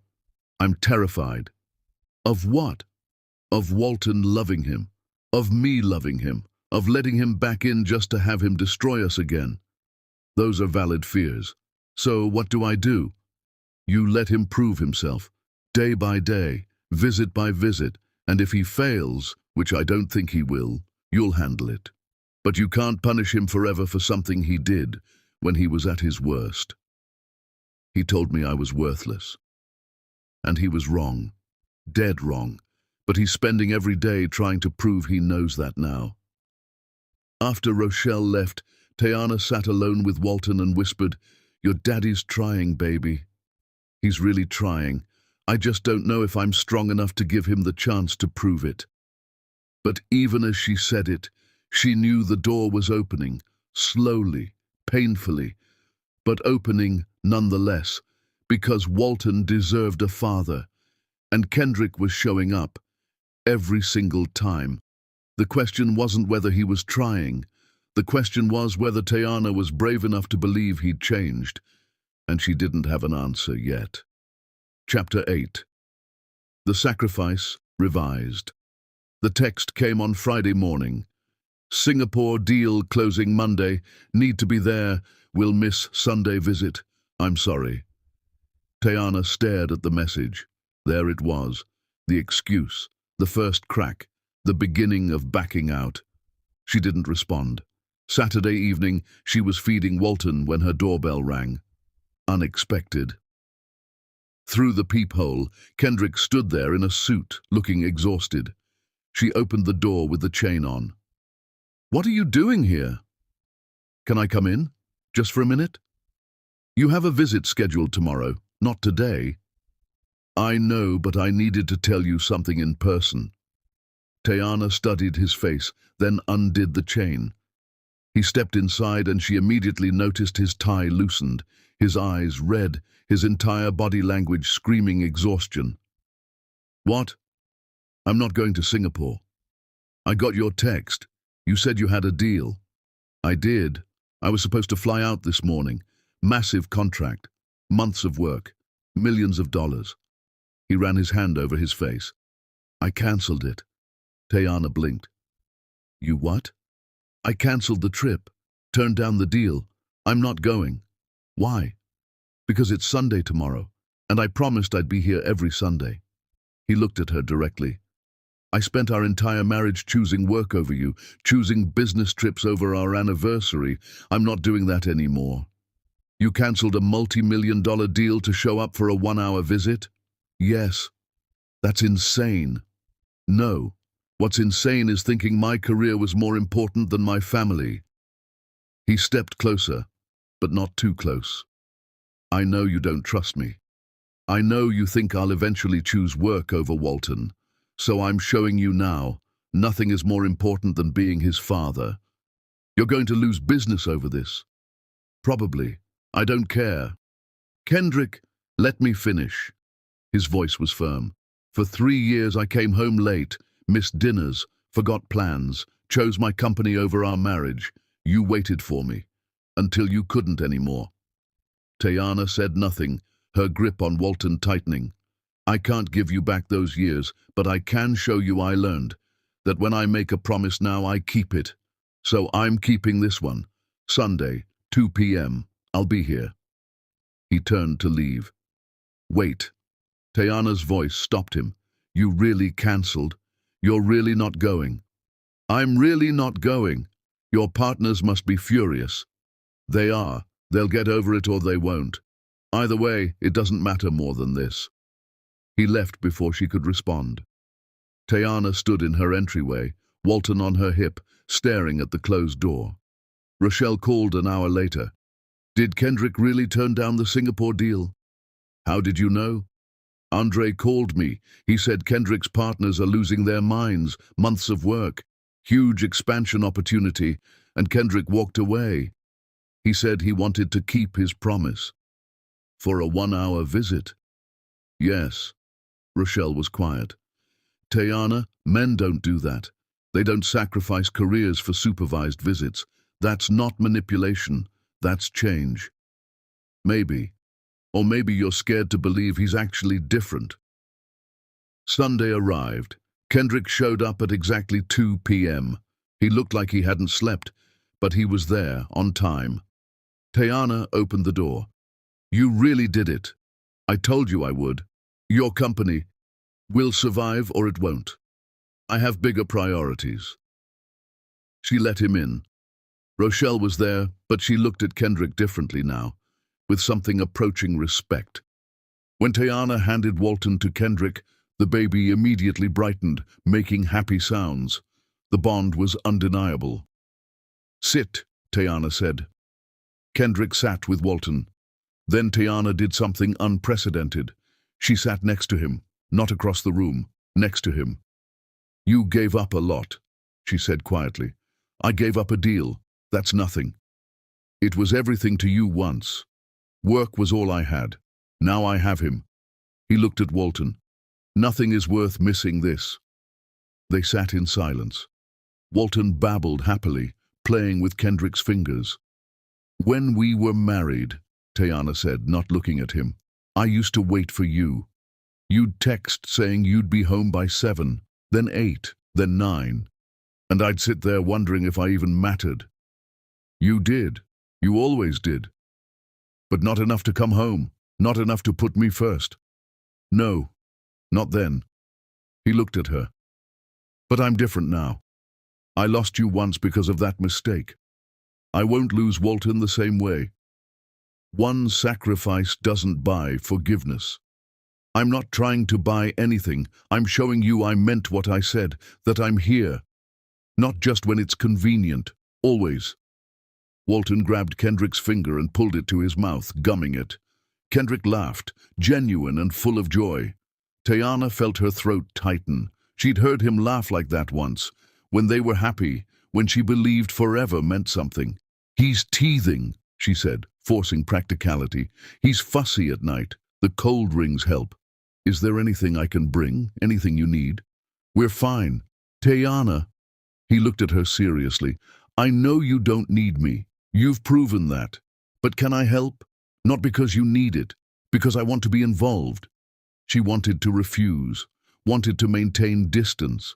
But watching him with Walton, knowing he'd sacrificed his career to keep a promise, something shifted. He needs diapers, size 3, and sweet potato baby food, not carrots. It was small, a tiny opening, but Kendrick recognized it for what it was, progress. I'll bring them next week. The hour passed differently. Tayana didn't watch with suspicion. She sat near him, close enough to hear Walton's happy sounds, close enough to see Kendrick transform when their son smiled at him, close enough to remember what being a family felt like. When the hour ended, Kendrick handed Walton back. Before he left, Tayana spoke. Thank you for keeping your promise, for choosing him over the deal. I'll always choose him. Don't make promises you can't keep. I'm not. Every Sunday, 2 p.m. For as long as you'll let me, I'll be here. After he left, Rochelle emerged from her corner. You sat next to him. I know. That's new. He gave up a huge deal to show up for an hour. That's new too. Are you softening? No. But the word came out uncertain. I'm just recognizing that he's trying. Tayana, don't tell me to forgive him. One cancelled trip doesn't erase 3 years of neglect. I wasn't going to say that. I was going to say you're allowed to recognize when someone is genuinely trying to make amends. Tayana looked at Walton, who was starting to fall asleep. I don't know how to trust him again. Maybe you don't have to trust him. Maybe you just let him prove himself, one Sunday at a time. That night, alone with Walton asleep, Tayana pulled out old photos. Her and Kendrick on their wedding day, laughing at dinner, holding each other on vacation. They'd been happy once, before his work consumed him, before he pushed her away, before everything broke. Could they be that again? Did she want that? She didn't have answers. But she knew one thing. Kendrick showing up today, sacrificing his business for 1 hour with their son, that meant something. Whether it meant enough, she didn't know yet. But it was more than before. And maybe that was progress. Chapter 9. The Precipice. Final time moved differently now. Each Sunday felt like both an eternity and an instant. Walton was growing, his attachment to Kendrick undeniable, and that terrified Tayana. The request came on a Sunday evening after Kendrick's visit. Would you consider couples therapy? Tayana stared at him. We're divorced. The papers are signed on your end, not mine. So sign them. I don't want to. His voice was steady. I don't want to end our marriage. I want to fight for it. There's nothing left to fight for. Isn't there? Because I see the way you look at me when I'm holding Walton. You're seeing what you want to see. Maybe. Or maybe you're scared to admit you still feel something. Tayana's jaw tightened. Feelings don't fix what's broken. No, but therapy might help us co-parent without hostility. Walton's getting old enough to sense it. Don't use our son to manipulate me. I'm being practical. How is this anger good for him? She wanted to refuse, but he had a point. Her anger was exhausting, and Walton noticed. I'll think about it. That night, Tayana couldn't sleep. She lay in bed, and Kendrick's words echoed. I see you remembering. She was remembering. That was the problem. Their second date. He'd taken her to a tiny Ethiopian restaurant she'd mentioned once in passing. He'd remembered that detail from weeks earlier. They'd eaten with their hands, laughing, and he'd looked at her like she was the most fascinating person alive. The morning he'd proposed, not some grand display, just the two of them making breakfast. He'd said, "I want to wake up like this every day for the rest of my life. Marry me." Simple, perfect, their wedding night. After everything, lying in bed, his arms around her. He'd whispered, "I can't believe you're mine. I'm never letting you go." But he had let her go. He'd told her to get out. Those memories felt like they belonged to someone else. Tayana whispered into the darkness, "I hate that I still remember who you were. I hate that I still love that man." Days passed. Then Kendrick's mother called. "Tayana, can I come see you and my grandson?" Tayana hadn't spoken to Diane since leaving. She'd loved this woman, considered her family. "I don't know if that's a good idea. Please, baby, I need to see him. I need to see you." Tayana couldn't refuse. Diane arrived and pulled Tayana into a fierce hug. "Oh, sweet girl, I'm so sorry for what my son did." Inside, Diane met Walton and wept. "He looks exactly like Kendrick did as a baby." They sat together, emotional. "He told me what happened," Diane said. "What he said to you when you were pregnant. He was drunk. That's not an excuse, I know." Diane looked at Walton. "But I see him fighting now, trying to be what his father never was. That doesn't mean I have to take him back. No, you don't owe him anything." Diane met her eyes. "But sweet girl, I raised a son who buried his feelings. I know what suppressed love looks like. You can lie to him, to yourself, but don't lie to me."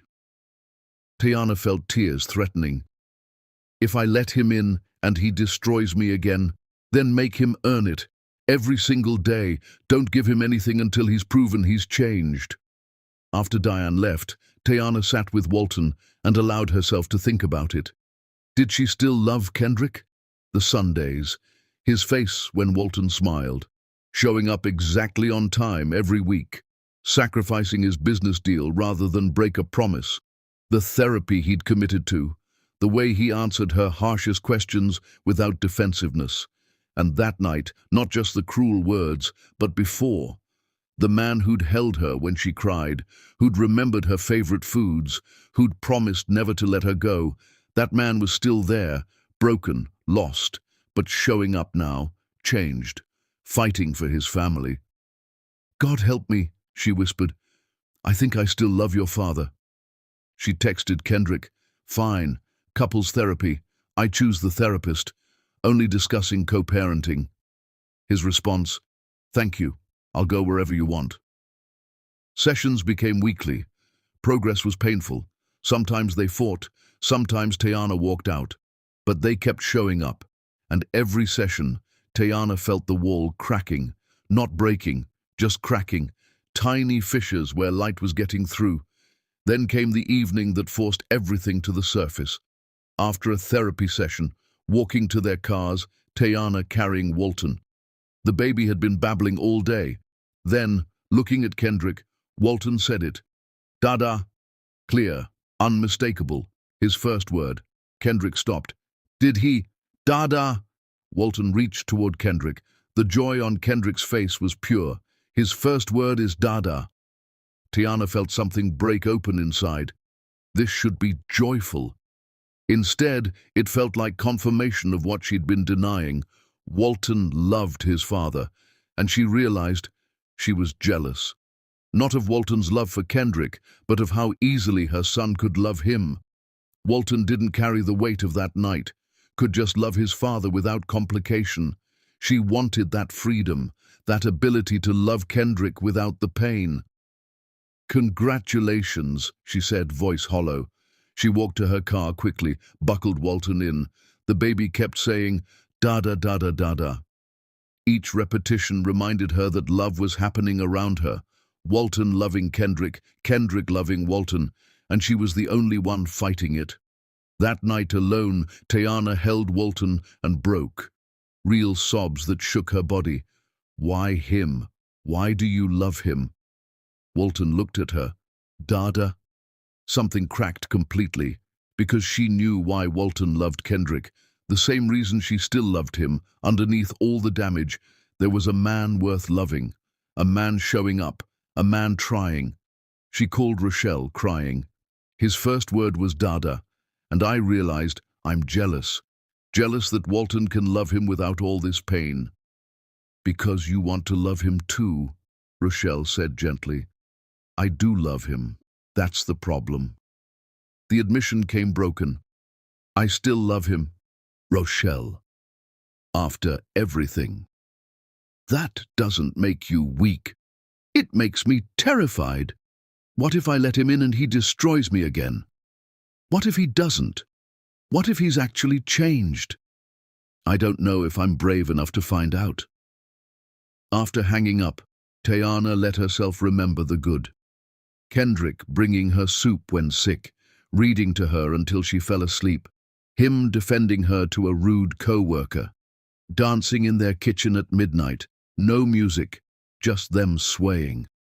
She remembered the good, and realized she'd been so focused on one terrible night that she'd forgotten years of good nights before it. That didn't excuse what he'd said, but it complicated the story, that he was a monster, that he'd never loved her. The marriage had been real, then broken. Now maybe it could be something else. The next therapy session, Dr. Martinez noticed immediately. What happened? Tayana looked at Kendrick, then away. Walton said his first word, Dada. Silence. And how did that make you feel? Tayana took a breath, the moment she stopped lying. Jealous. Of my own son. Because he can love his father freely, and I can't.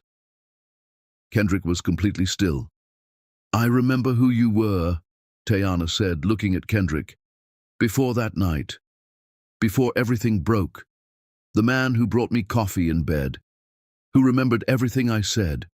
Who made me feel like the center of the universe. Tears streamed down her face. I hate that I remember. It would be easier if you were just a villain. But you're not. You're also the man who proposed while making eggs, who cried at our wedding, who promised you'd never let me go. Tayana, Kendrick's voice broke.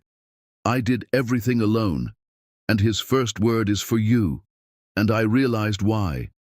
He can see what I've been trying not to see, that you're here, showing up, trying. She turned to Dr. Martinez.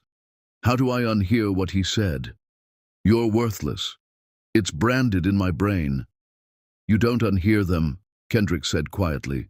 But maybe we build new words on top, until the old ones aren't the loudest. Tayana looked at him. I'm so tired. Tired of being angry, tired of pretending. What do you feel? Dr. Martinez asked. Tayana closed her eyes. Furious that you destroyed us.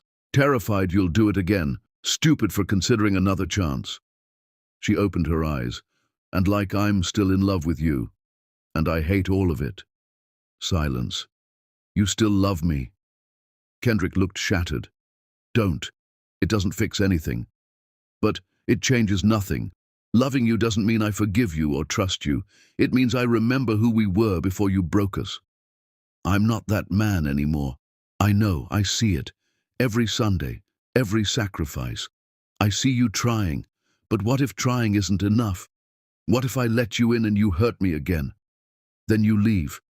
But Tayana, I won't. I swear. You can't promise that. I can promise I'll die trying not to. They sat with truth finally exposed. I don't know if I can risk it, Tayana admitted. You don't have to decide today, Dr. Martinez said, but you've taken the hardest step, admitting the truth. Walking to their cars, Walton reached for Kendrick. Dada. This time, Tayana felt something softer than anger. You want Daddy? She asked. She handed Walton to Kendrick. Say, Mama, Kendrick prompted. Walton looked at Tayana. Mama? His second word. He knows both his parents love him, Kendrick said. They stood together, not quite a family, but not quite broken.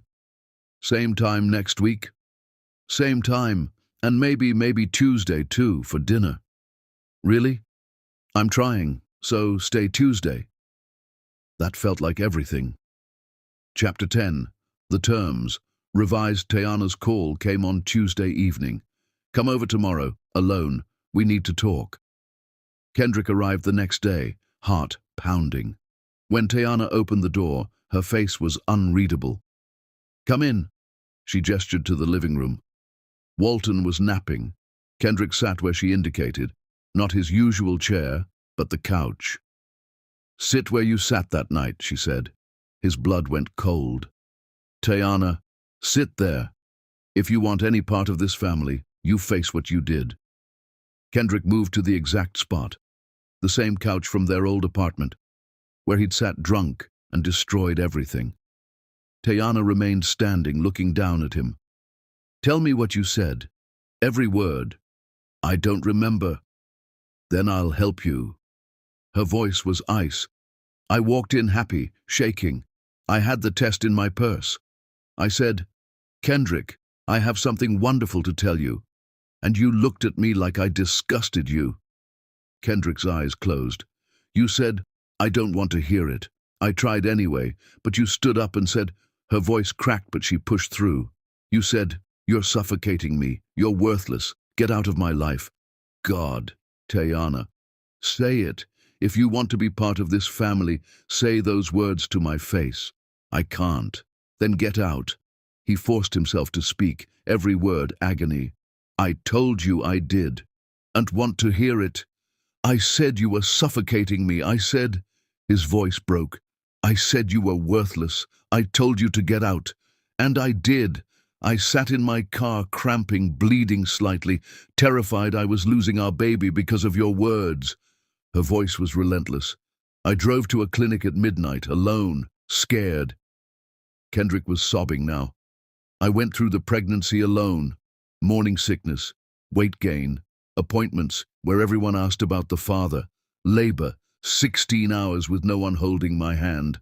Then Walton was born, perfect, and you weren't there. I'm so sorry, I'm not finished.